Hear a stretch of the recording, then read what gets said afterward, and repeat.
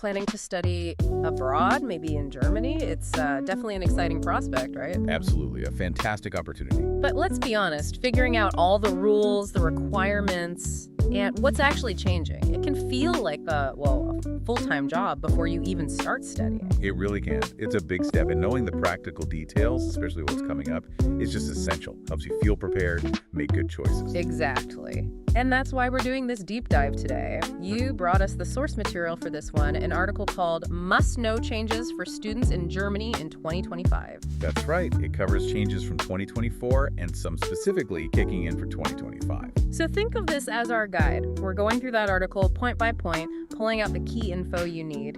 Consider it a shortcut to getting up to speed on studying in Germany next year.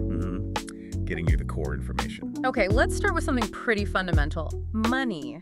The article flags some pretty important shifts, both in how much money you need to prove you have, and also how much you might be able to earn while you're studying there. Yeah, the financial side is definitely seeing some updates.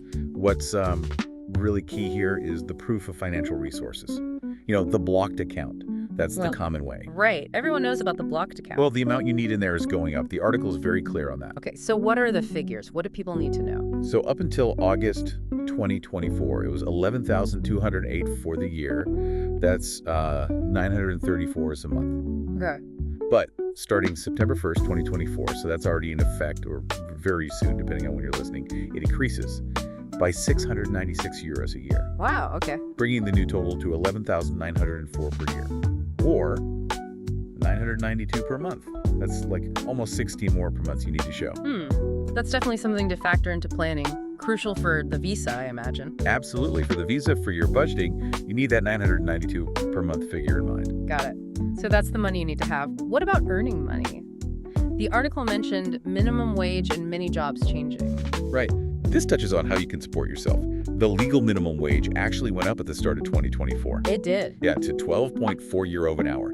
The source calculates that out to about 2,151 gross monthly for a full-time 40-hour week. But the article flags another increase coming. Exactly. There's another planned bump on January 1st, 2025. It's going up by another 41 cents. Okay.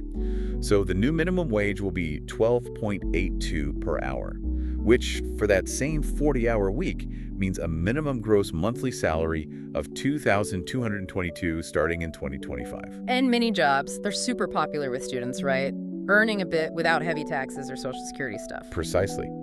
And the threshold for what counts as a mini job, that's also going up. Currently, it's 538 euros a month. Okay. From January 1st, 2025, that limit increases to 556 euros per month. Ah, interesting. And the article connects the dots here with the new minimum wage of 12.82. You could work roughly 43.3 hours a month and still stay under that 556 mini job ceiling. So a bit more wiggle room to earn casually each month. That's helpful. Okay, so higher required savings, but also higher earning potential. Good to see both sides. Now, beyond those mini jobs, your source mentioned wider changes to work rules for international students, things that started earlier in 2024. Yes, this is a really big one. It kicked in March 1st, 2024. It's tied to the Skilled Worker Immigration Act. And how does it expand things? Basically, international students can now work more. The limit is now 140 full days per year, or 280 half days. Okay. The article points out this effectively works out to about 20 hours per week if you average it out. Yeah. And crucially, this isn't just for university students. Oh, who else? It also applies to students in preparatory programs. Yeah. Like language courses or Studien Kolleg. That's huge for people doing those pathways first. Yeah, that opens doors earlier. And there's more. Prospective students, people already in Germany on a student applicant visa, sorting out their university applications. Right. They can also now work up to 20 hours per week while they're in that application phase. That's a significant increase in flexibility. It really sounds like Germany's trying to make it easier for international folks to work alongside their studies or even before they officially start. Does this apply to vocational training too? It does. The source highlights several improvements there. For people looking for a vocational training spot, the residence permit to search for one is now longer, up to 9 months. 9 months, okay. The age limit for applicants is also higher now, up to 35. And the German language requirement has been lowered to B1. B1, right. Intermediate level. Makes sense. Makes it more accessible. And while they're searching, they can work part-time up to 20 hours a week, They can even do short job trials up to 2 weeks. And once they're in training. Apprentices themselves can also work part-time up to 20 hours a week alongside their actual apprenticeship. So yeah, a whole package of changes making vocational training more viable. That covers a lot of ground for working. Now, what about students getting BAföG, Germany's state financial aid? The article mentioned changes there too from mid-2024. Yes, the 29th BAföG Amendment Act came into effect July 2024. It's all about adjusting the support structures. How so? Well, first, the BAföG requirement rates the basis for calculating aid. They're going up by 5%. The maximum support you can get also increases, and it varies by age now. Okay, what are the new max amounts? It's up to €855 a month if you're under 25, €992 if you're 25 to 30, and $1,088 if you're over 30. Plus, the housing allowance part for those not living with family goes up to $380. And does that mini job increase we talked about affect BAföG? Yes, crucially. The amount a BAföG recipient can earn in a mini job also goes up to that $556 per month from January 2025. It aligns perfectly. Good, so they benefit from that too. Exactly. It means you can earn a bit more without it reducing your BAföG. The article also mentions they've increased the allowances for parental income, sibling income, things that might make more students eligible, and higher deductions for Social Security contributions from your own income. Sounds like they're trying to make it easier to qualify and keep more of the aid. Any changes to flexibility? Yeah, a couple of interesting ones. There's something called a flexible semester. It lets you get BAföG for one extra semester beyond the normal time without needing a specific reason like illness. Oh, that could be really helpful. Got a breathing room. And if you change your major, you can potentially get funding until the start of your 5th semester in the new subject. More leeway if your first choice doesn't work out. That makes sense. And maybe the most direct help for some. A new study startup aid. It's a one-time payment of €1,000. €1,000. Yeah, a grant for students from lower-income households to help with those initial costs, deposit, materials, getting set up. Wow, that's a significant boost right at the start. Okay, shifting from finance and work. The article moves on to campus life, mobility, starting with big one at a university in Munich. Right. This connects to how universities are funded, especially state universities. The Technical University of Munich, TUM. Yeah, top university. They're bringing in tuition fees, specifically for international students from outside the EU, starting winter semester 2024-25. Whoa, tuition fees at a German public university, that feels like a big shift. It is. The source says it's allowed under Bavaria's new Higher Education Innovation Act. It gives Bavarian universities the option to charge these fees. TUM is just the first one to actually do it. Okay, how much are we talking? It varies. For bachelor's programs, it's between €2,000 and $3,000 per semester. Per semester, okay. And for masters, it's $4,000 to $6,000 per semester. Oof, that adds up fast. It really does. But, very important point, the article stresses this does not apply if you are already enrolled at TUM before these fees kick in. Ah, okay. So current students are safe. Right. And it's also important, as the source points out, that other big universities in Bavaria, like LMU Munich or the University of Passau, they are not introducing these fees currently. Okay, so it's specific to TUM, at least for now. You really need to check the specific university you're interested in, even within the same state. Exactly. It's an institutional decision under the new state law. Got it. Okay, well, on a more positive note for movement, the article mentioned Erasmus Plus funding. Yes, good news there. It shows continued investment in international exchange. German universities are getting around $220 million for Erasmus Plus over the next 2 years. And that's an increase. Yeah, the source flags it as about $20 million more than the 2023 funding, which is encouraging. Where does that money go? Students going abroad, coming to Germany? Both.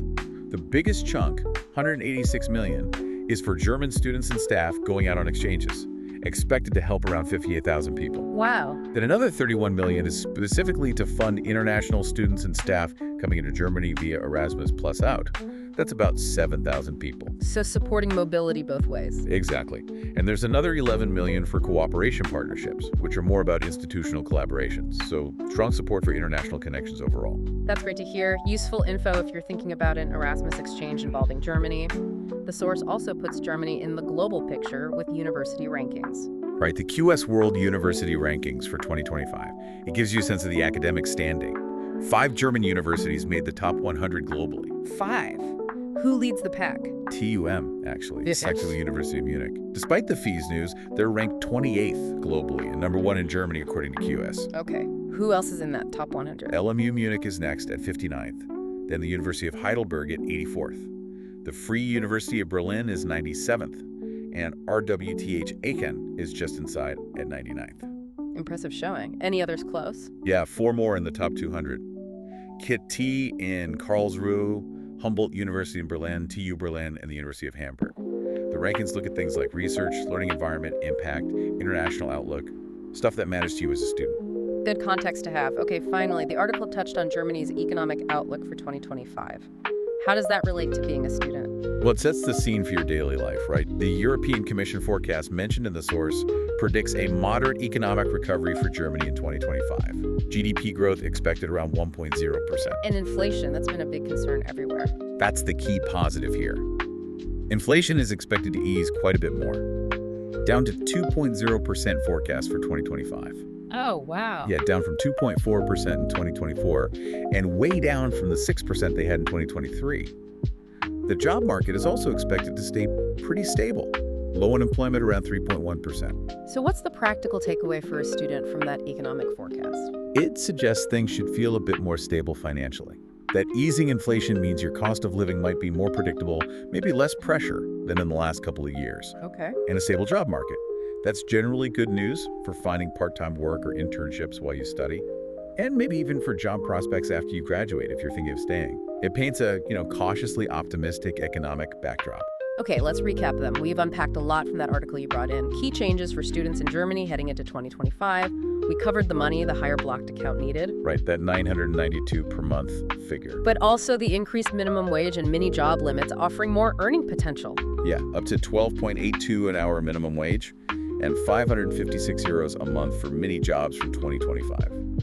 We talked about the much wider work permissions, even for preparatory students and applicants. Up to 140 full days or 20 hours a week. Big change there. And the more flexible rules for vocational training paths. Then the whole package of BFUG updates higher rates, the housing allowance boost, more flexibility. And that new 1,000 Diddle-Darted grant. Don't forget that. Then the university specifics TUM, introducing fees in Bavaria, but others not, so you need to check. Definitely check your specific university. Plus the good news on increased Erasmus Plus funding, Germany's strong showing in the QS rankings. Providing that global context. And finally, that more stable economic outlook for 2025, with inflation easing and a steady job market. Understanding all these specifics from the source, the numbers, the dates, the rules, it's just vital for your planning. Gives you concrete details to work with. It really does. It helps you navigate the practical side. Now, the article clearly details these policy shifts, these economic changes, things directly hitting your finances, work options, maybe university costs, and a lot seems driven by Germany wanting to attract talent, be more international. That seems to be a clear thread. So, thinking beyond what was explicitly listed, what other parts of your student experience, maybe things like finding community, integrating, just navigating daily life, might be indirectly shaped or influenced by this broader focus on internationalization and skilled migration in Germany, even if the article didn't spell it out? Something for you to ponder as you get ready for this adventure.